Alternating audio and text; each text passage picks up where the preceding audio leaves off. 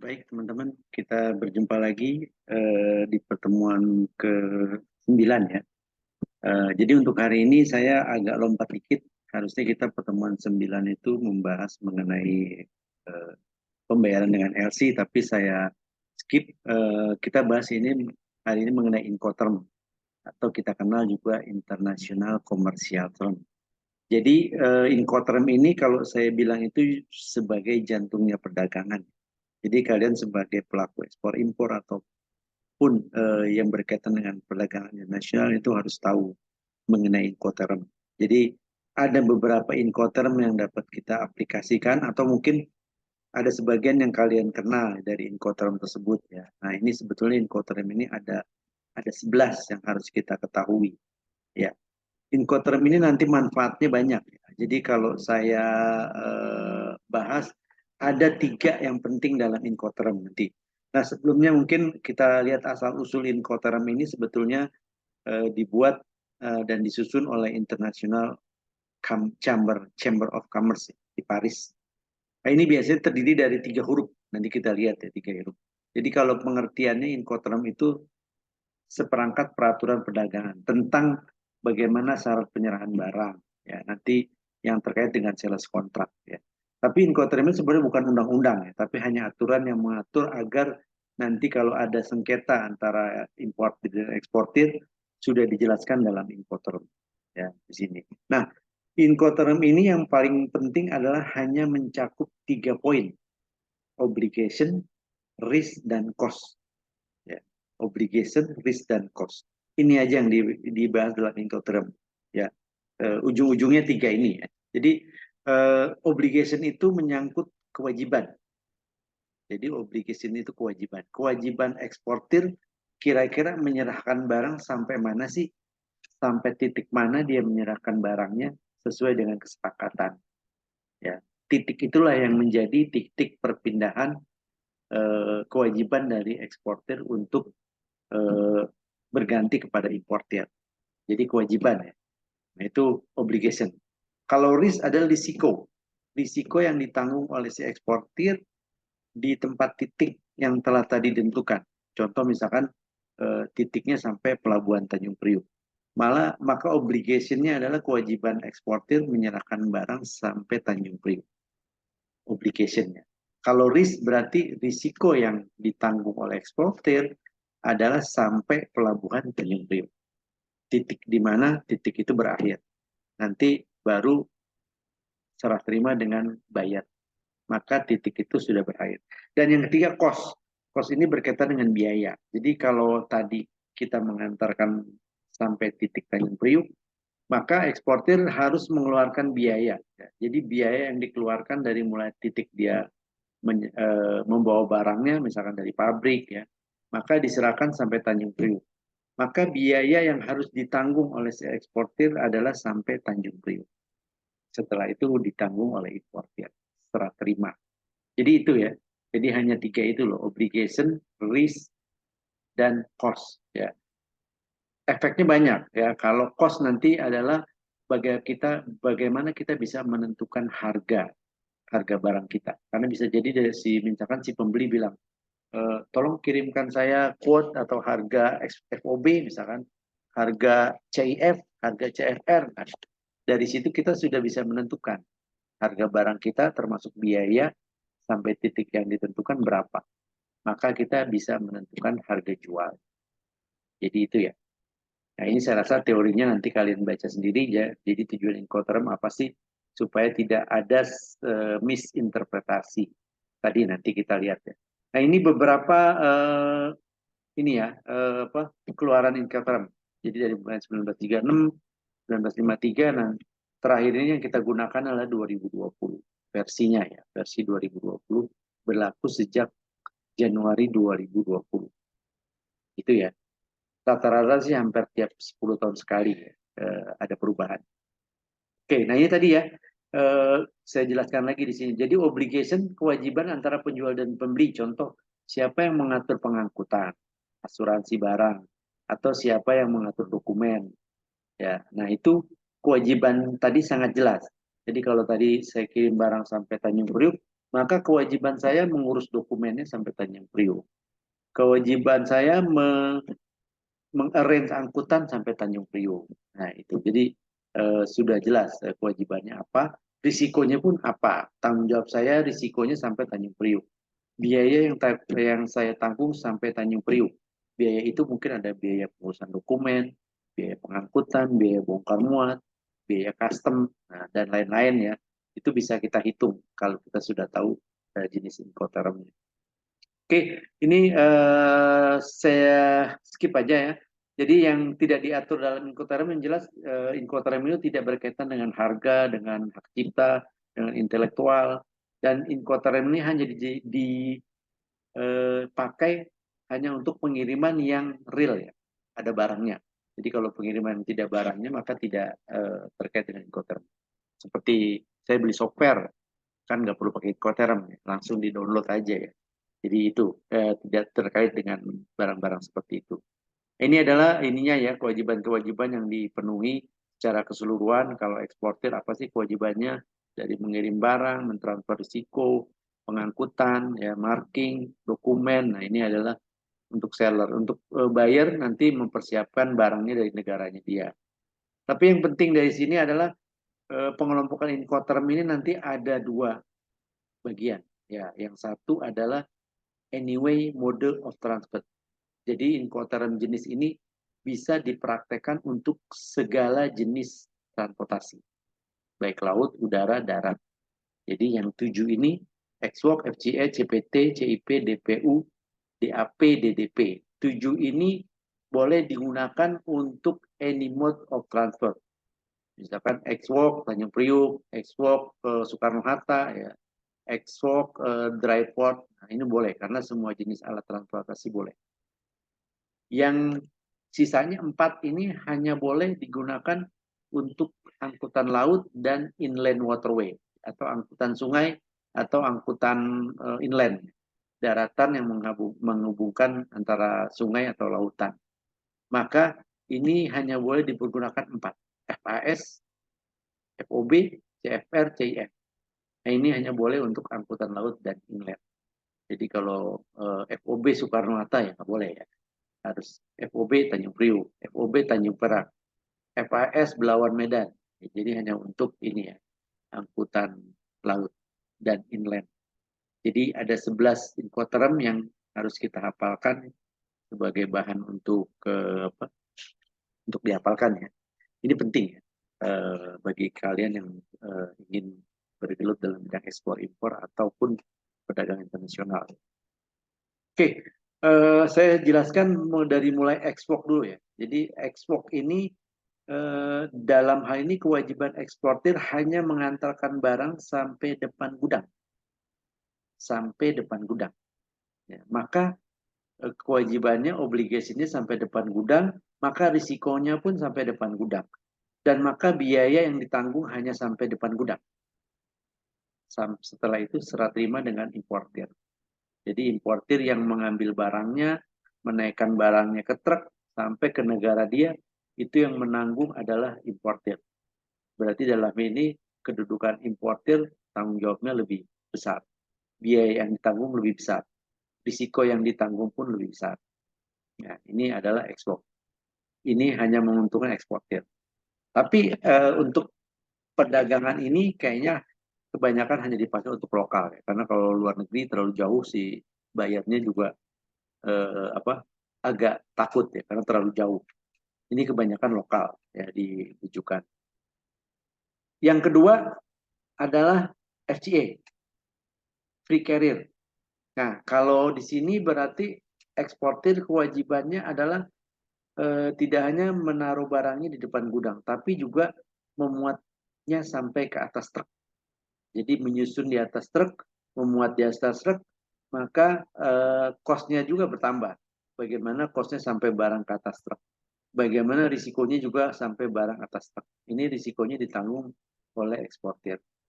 Setelah serah terima di atas truk, maka importirlah yang mengambil alih. Jadi di sini sudah berpindah tangan ketiga tadi, obligation, cost, risk. Ya. Ini FCA atau free carrier. ini ada dua kasus. Bagaimana sih kalau misalkan dalam suatu kawasan biasanya truk itu nggak boleh masuk ke gudang, dia hanya boleh di pintu gerbang. Ya, maka karena kewajiban FCA ini adalah eksportir harus menanggung sampai atas truk, maka eksportir harus samperin truknya, dimuat sampai atas truk baru serah terima. Ya, jadi ada ininya, ketentuannya, titiknya jelas ininya. Ya, oke. Untuk gudang untuk free carrier ini harus menyebutkan gudang ya. Gudangnya mana sih? Gudangnya apakah gudang ABC ya? Jadi maka dia disebutkan gudangnya ABC. Mungkin saya uh, saya koreksi dulu ya.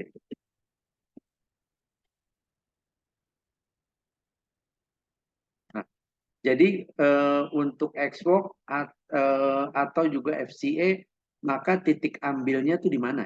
Di gudang eksportir, di gudang eksportirnya di mana? Maka harus disebutkan titiknya. Gudang Cibitung kah, gudang Cikarang kah, sama juga dengan ekspor atau dengan FCA. Jadi titiknya dijelaskan secara detail. Nah, ini adalah untuk FCA. Nah, ini ya. Jadi eksportir memuat barang, setelah itu baru serah terima.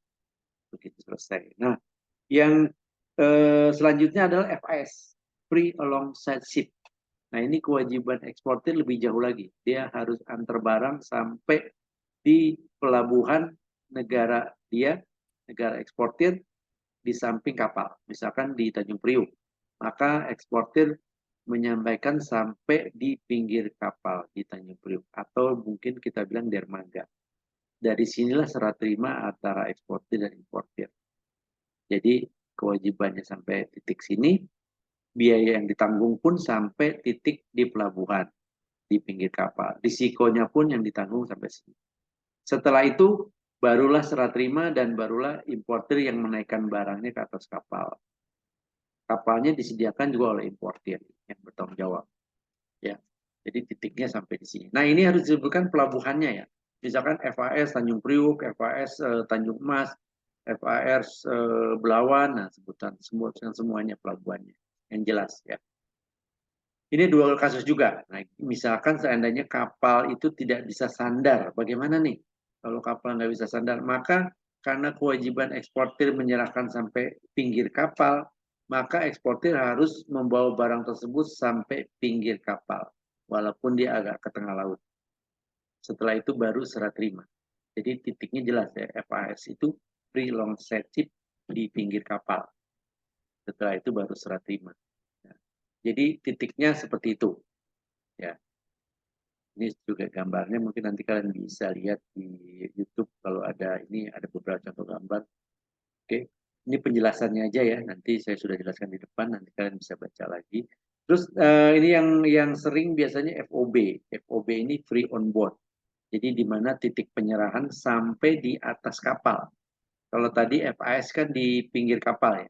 Tapi kalau FOB maka eksportir kewajibannya menyerahkan barang sampai atas kapal. Ya, berarti biaya bongkar muatnya semua ditanggung oleh eksportir. Dari mulai gudang, ongkos transportnya, dokumennya, ya semua ditanggung oleh eksportir sampai di atas kapal. Terus risikonya pun ditanggung oleh eksportir sampai atas kapal. Nah, barulah importir mengambil alih di sini. Ya. Ongkos angkut tetap importir yang jadi importir mendatangkan kapal. Ya, eksportir hanya meletakkan sampai di atas kapal. Maka dinamakan free on board. Board itu lantai kapal atau orang bilang itu geladak. Nah, ini biasanya harus dijelaskan juga ya pelabuhannya, apakah Tanjung Priuk, apakah Belawan, apakah Tanjung Mas. Jadi itu dijelaskan dalam harganya nanti. Oke, ini gambarnya. Nah, ini CFR. Nah, CFR ini kewajiban eksportir lebih jauh lagi. Dia mengantarkan barang sampai negara tujuan importir, sampai pelabuhan di negara importir. Nah, berarti di sini kewajiban eksportir lebih jauh lagi. Selain dia menanggung ongkos muat barang ke atas kapal, juga dia membayar ongkos kapalnya sampai ke negara pembeli. Setelah itu barang diturunkan oleh pembeli, serah terima pembeli. Jadi sini titiknya mulai agak jauh ya. Eksportir mulai bertanggung jawab sampai negara tujuan daripada si pembeli. Nah itu pun negara tujuannya, pelabuhannya harus dijelaskan. Misalkan Singapura Port, misalkan Penang Seaport ya, atau apalagi ya pelabuhan lain di luar negeri. Harus dijelaskan di sini ya tujuan pelabuhannya. Nah ini CFR ya, cost and freight ya.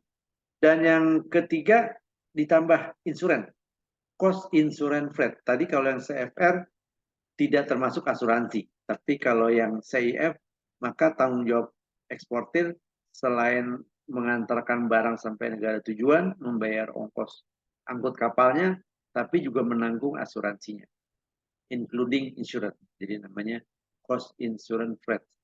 Itu ya.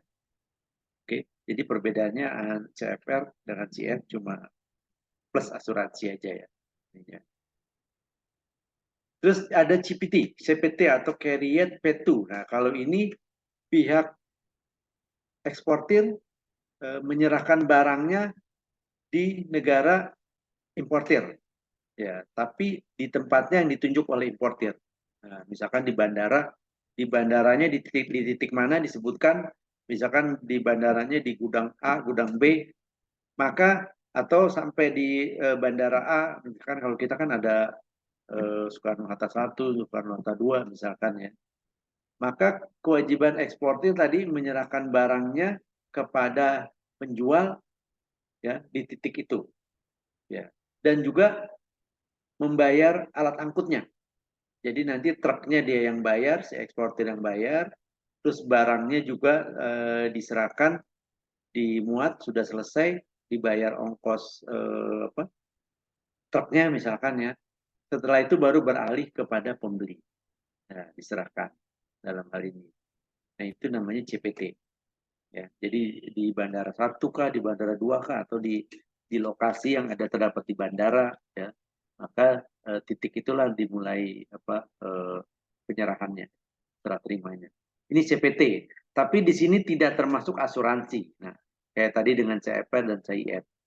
Kalau termasuk asuransi namanya CIP, Cost Carrier and Insurance P2. Jadi penyerahannya di titik tertentu tadi ya, setelah bayar truknya ditanggung penjual dan asuransinya juga ditanggung penjual. Nah, ya. Tapi di sini ada perbedaan ya antara dengan CPT dan CF. Ini perbedaan maksudnya perbedaan walaupun penjual membayar ongkos angkut ya, tetapi tidak menanggung risiko pengangkutan di sini ya. Hanya menanggung asuransi, tapi juga risiko pengangkut tidak ditanggung oleh si penjual. Tapi penjual membayar biaya angkut. Kalau CIP plus membayar biaya asuransi. Ini ya. Cuma risiko tidak ditanggung. Gitu ya. Berarti risiko ini sebenarnya hanya tambahan agar pembeli ada ini, ada apa? Ada keamanan sedikit ya dengan asuransi. Oke. Ini pun juga harus dijelaskan. CIP-nya di mana nih? Misalkan contoh Shanghai Pudong Airport. Airportnya nanti kan ditunjuk di mana nih titiknya. Oke. Terus yang lebih jauh lagi DPU, Delivered at Place Unloaded. Jadi kewajiban penjual dalam hal ini mengirimkan barang sampai depan gudang si pembeli di negara tujuan. Misalkan di Singapura, berarti sampai gudang Singapura. Dan barangnya sudah diturunkan oleh penjual. Pembeli tinggal ambil aja. Jadi serah terima di sini, maka selesailah kewajiban penjual. Dari dalam hal ini, kewajiban penjual lebih besar daripada pembeli. Ya. Karena dia mengantarkan sampai gudangnya si pembeli dan menurunkan barang, ya, barangnya unloaded, DPU. Nah, ada lagi ini DAP, Deliver at Place. Kalau ini tidak diturunkan. Kalau tadi kan DPU diturunkan sampai di gudang pembeli. Kalau DAP tidak, hanya ngantar sampai gudang, nanti yang menurunkan adalah pembeli. Jadi di sini penjual membayar biaya angkut ya, karena kan truknya ditanggung oleh penjual. Terus penjual melakukan export clearance ya, export clearance maksudnya dari negaranya ya, dari negara tujuan dari negara, misalkan dari negara Indonesia, maka semua kan udah tanggung. Tapi impor clear-nya ditanggung oleh pembeli. Sama juga dengan tadi DPU, ya, posisi sama. Cuma bedanya barang tidak diturunkan, kalau yang DPU barang diturunkan. Ya, ini. Oke, lebih jauh lagi DDP sebenarnya sama DDP, barang tidak diturunkan ya, tapi diantar ke depan gudang pembeli. Tetapi di sini ada perbedaannya apa? Si pembeli, si penjual akan membayar pajak ya, atau biaya masuk. Biaya masuk di negara pembeli ditanggung oleh si penjual. Sorry. Jadi diberi datipet. Jadi biaya masuk dati-dati di sana yang nanggung adalah si penjual. Ya. Jadi di sini penjual melakukan export clearance, penjual melakukan import clearance. Jadi kita sampai mengatur membayar biaya masuknya, custom clearance-nya ditanggung oleh penjual. Jadi pembeli tinggal nurunin aja. Di sini perbedaannya ya. Namanya DDP. Kalau dulu di Incoterm 2000 itu ada namanya DDU. Kalau nggak salah Incoterm sebelumnya. Delivery Dati Pet. Jadi penjual tidak menanggung impor clearance-nya. Tapi kalau ini menanggung impor clearance. Atau mungkin kalau seperti ini kita bilang door to door shipment istilah. Nah ini juga harus didiskusikan gudangnya di mana nih? Gudangnya di Amerika gudang apa, di Singapura gudang apa, atau di Jepang gudang apa? Nanti disebutkan titiknya di sini. Jadi supaya nggak lanjut, diantarnya ke gudang mana nih? Siap. Begitu siap, maka serah terima di sini dengan sudah dibayar impor clearance-nya, ya sudah dibayar datinya, semua selesai. Nah ini ya yang paling jauh. Ini adalah yang paling besar risikonya di eksportir. Importir yang paling kecil risikonya. Ya, oke. Saya rasa mungkin sedikit itu dari saya mengenai Incoterm. Nanti di belakang ada ini ya, ada denah lengkapnya ya, bagannya dari mulai apa ekspor sampai DPU ya sampai DDP ada semua ya. Ini sebagai ringkasannya. Nanti untuk ininya kalian ada quiz yang bisa kalian isi untuk materi ini. Jadi coba kalian kerjakan, nanti kita bahas sama-sama ya pada saat offline mungkin nanti. Saya rasa itu saja dari saya ya. Semoga bermanfaat dan bisa bisa diaplikasikan nanti pada saat kalian bisa, melakukan kegiatan operasional dalam ekspor impor. Saya rasa itu dari saya. Sekian dulu. Terima kasih. Assalamualaikum warahmatullahi wabarakatuh.